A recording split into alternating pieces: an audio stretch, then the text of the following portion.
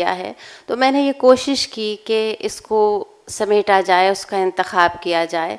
हैत तब्दील हुई, यानी आज़ाद नज़्म जो है ये पाबंद नज़्म से मुख्तलिफ थी।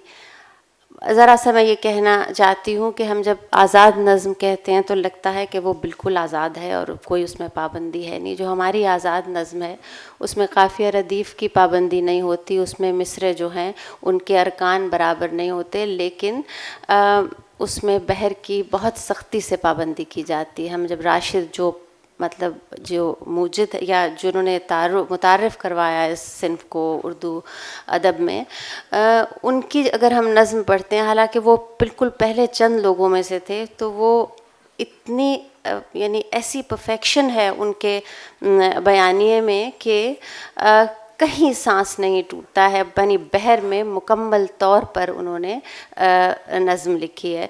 तो आज़ाद नज़्म जो है वो ऐसी मामूली चीज़ नहीं जिस तरह से आम तौर पे समझा जाता है कि आज़ाद है तो शायद हर चीज़ से आज़ाद है। फिर उसके साथ साथ आज़ाद नज़्म के बाद जो एक सिन्फ़ हमारे यहाँ आई है नज़्म में, वो नसरी नज़्म है, जिसे बड़ी मुश्किल से लोग जो है वो अभी भी उससे बहुत खुश नहीं हैं। लेकिन 1960 की दिहाई में और फिर उसके बाद ये नज़्म लिखी जाने लगी। बहुत इसकी मुखालफत हुई, लोगों ने बहुत से जो रिसाले थे उनमें एक नज़्म जो है शामिल भी नहीं की जाती थी, नसरी नज़्म जो है उसमें छपती नहीं थी। तो बहुत कुछ जो लिखा गया 1960 की दिहाई में से, जो नसरी नज़्म की फॉर्म में लिखा गया, वो उसको मतलब वो बहुत से लोगों तक पहुंचा ही नहीं, या उसको संजीदगी से उसका तज्ज़िया नहीं किया गया। तो ये तमाम जो नज़में हैं, इसमें पाबंद नज़में भी हैं, ऐसा नहीं है कि पाबंद नहीं है, आज़ाद नज़्म है, नसरी नज़्म है, लेकिन इसमें हैत के एतबार से मैंने जो है वो इंतखाब नहीं किया है।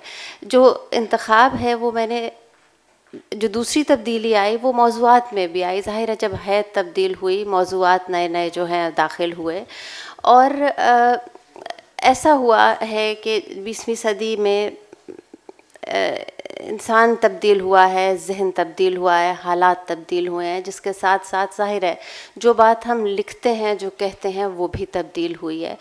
और जो लगे बंधे मौज़ूआत थे या एक तयशुदा बात थी, जो पहले एक तरीक़ा था लिखने का, उनमें ही लिखा जाता था।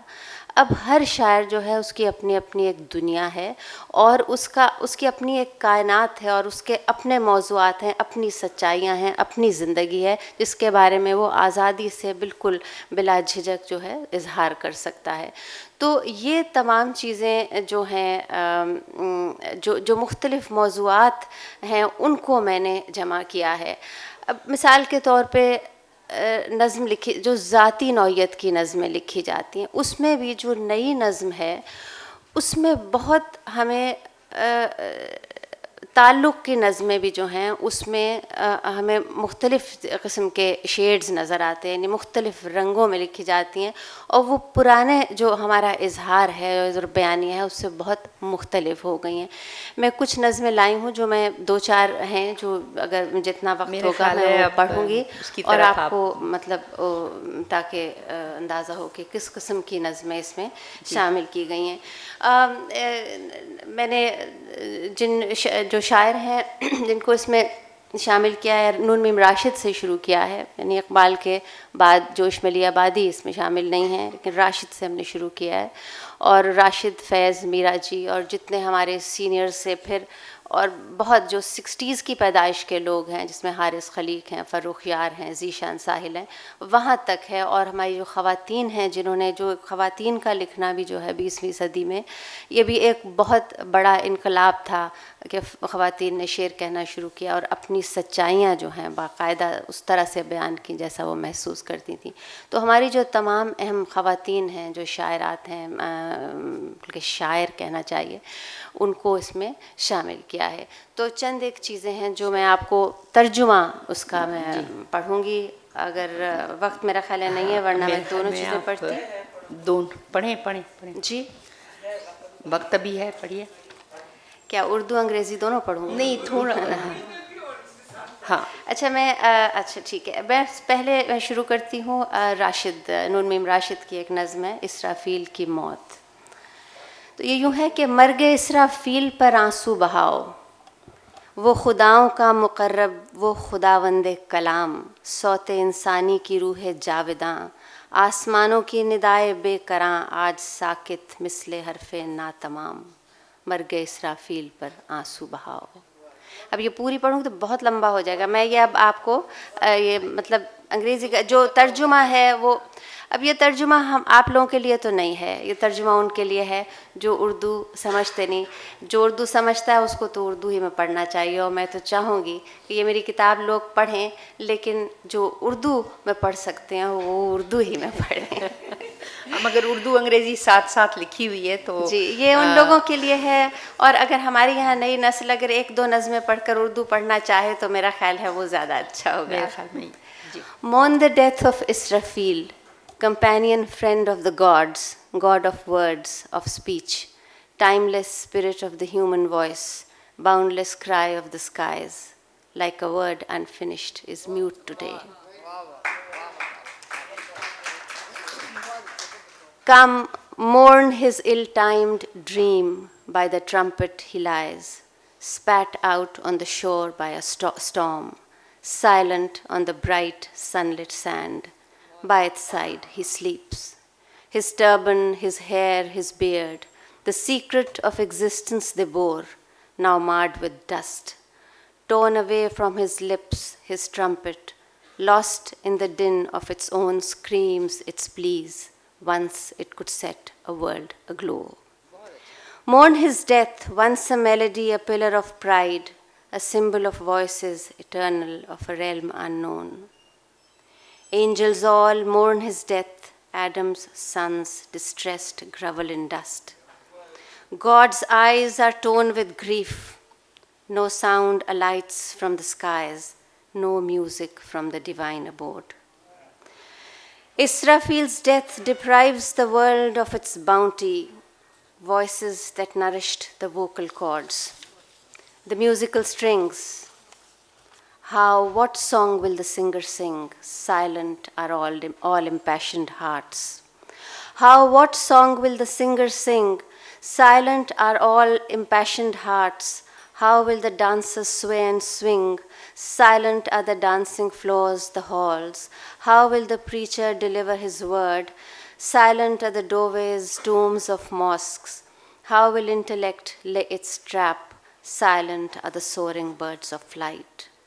Israfil's death is the death of ears that listen, of lips that speak, of visionary eyes, of learned hearts.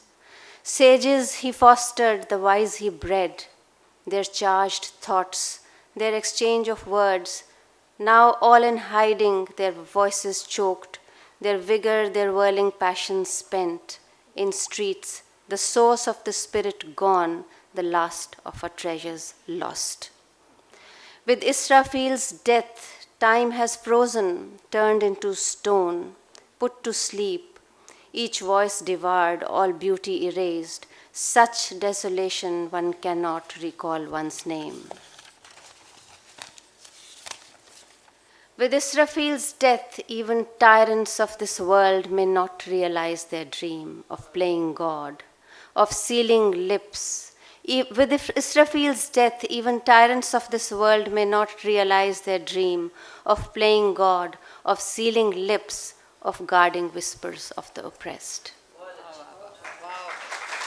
और थिंक आपकी चॉइस ऑफ वर्ड्स जो है और जिस तरह से आपने इसके रिद्म में किया है वो बेहद हसीन है। एक नज़्म जो मैं अब बिल्कुल मुख्तलिफ, बहुत ही मुख्तलिफ मिजाज की नज़्म है। ये नसरी नज़्म है, ये छोटी नज़्म है, तो मैं इसको आप पहले मैं इसकी जो उर्दू है वो आप तक पहुंचाऊंगी। अब नसरी नज़्म जो है इसमें वो उतार चढ़ाव नहीं होता बहर वाला।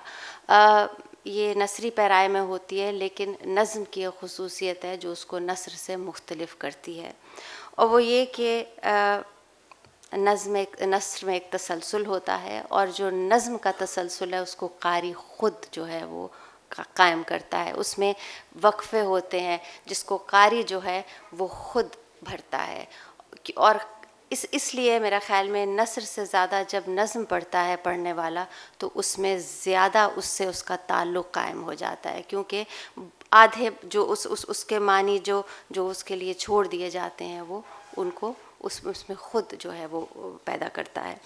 तो इसकी मैं इसका जो पढ़ूँगी मैं ये उसकी पढ़त और तरह की है, क्योंकि ये नसरी नज़्म है। इसका उन्वान है, मैं एक घर को खाली रखना चाहता हूँ। एक घर इतना बड़ा है कि मुझे अपने ख्वाबों में भी उसकी वुसअत का अंदाज़ा नहीं हो पाता।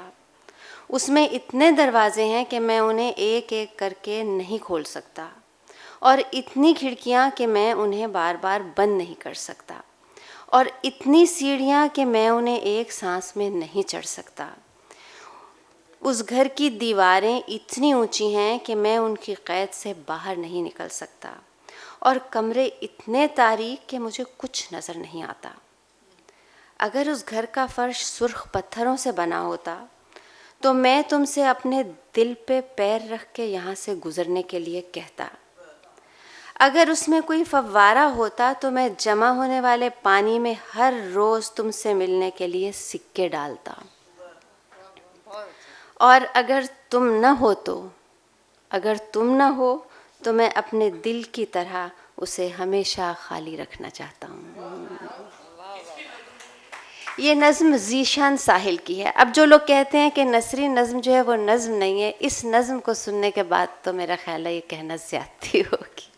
अब ये जो है ना, ये मोहब्बत की एक तरह से नज़्म है, लेकिन यही है कि जो 20वीं सदी की मोहब्बत की नज़्म है, जिसको लव पोएम हम कहेंगे, वो 19वीं सदी की नज़्म से कितनी मुख्तलिफ है। महसूस मुख्तलिफ तरीक़े से करता है ना इस ज़माने का आदमी, तो वही बात वो लिखता है। अब इसका जो तर्जुमा है वो, there is a house so big even in my dreams I cannot fathom its vastness. It has as many doors as I cannot open even one at a time, as many windows as I cannot keep shutting over and over, as many stairs as I cannot climb in the same breath. Its walls so lofty I cannot free myself of them, and rooms so dark I cannot see a thing. If the floor of that house were made of red stone, I would have told you to step over my heart instead. Had there been a fountain in the water around it, day after day I would have thrown coins to be able to meet you. If you are not there, then like my heart, I want this house to remain empty forever. माशाल्लाह यास्मीन, माशाल्लाह, बहुत अच्छा। ये नज़्म है written by Nasreen Anjum भट्टी। इनके बारे में ये मैं ज़रूर कहना चाहूँगी कि जो मैंने सबसे पहले नज़्में तर्जुमा की उनमें से नसरीन की और जाहिद डार की, बल्कि नसरी नज़्म से मेरा तारुफ़ जो हुआ है, सही तारुफ़, वो नसरीन और जाहिद डार जो हैं इनके ज़रिए हुआ। और ये नज़्में मुझे पाकिस्तान एकेडमी ऑफ लेटर से भिजवाई गई थी 1990 की, बिल्कुल मतलब शुरू में, जो 90 की दिहाई 91-92 की बात है ये।